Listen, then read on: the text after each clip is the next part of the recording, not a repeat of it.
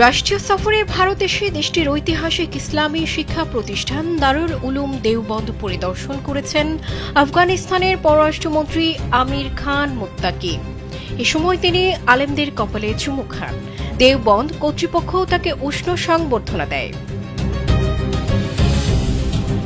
মুত্তাকি দেওবন্দ অবস্থানকালে প্রতিষ্ঠানটির মহাপরিচালক মুফতি আবুল কাশেম নোমানী এবং ভারতে জমিয়তে উলামায়ে হিন্দের সভাপতি মাওলানা আরশাদ মাদানী সহ শীর্ষ ইসলামী আলেমদের সঙ্গে বৈঠক করেন।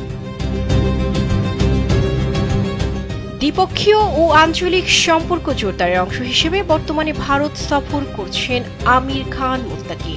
শনিবার তিনি সড়ক পথে দেওবন্দে যান এবং প্রায় 5 ঘণ্টা সেখানে অবস্থান করেন। তিনি দেওবন্দ পৌঁছালে মুফতি আবুল কাশেম নোমানী সহ 15 জন জ্যেষ্ঠ আলেম আনুষ্ঠানিকভাবে তাকে স্বাগত জানায় এবং ছাত্র ও শিক্ষকরা তাকে ফুল ছিটিয়ে দেন।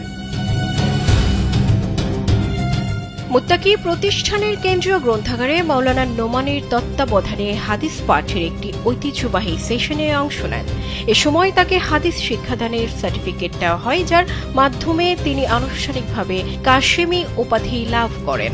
ওই সময় আফগান পররাষ্ট্রমন্ত্রী শিক্ষকদের কপালে চুমু খান। জমিয়তে উলামায়ে হিন্দের সভাপতি মাওলানা আরশাদ মাদানী মুত্তাকির এই সফরকে ঘরে ফেরা হিসেবে অভিহিত করেন। তিনি বলেন, মুত্তাকি যেন নিজের সাবেক শিক্ষালয়ে ফিরে এলেন। হৃদয়গ্রাহী এই অভ্যর্থনার জন্য কৃতজ্ঞতা প্রকাশ করেন আমির খান মুত্তাকিও।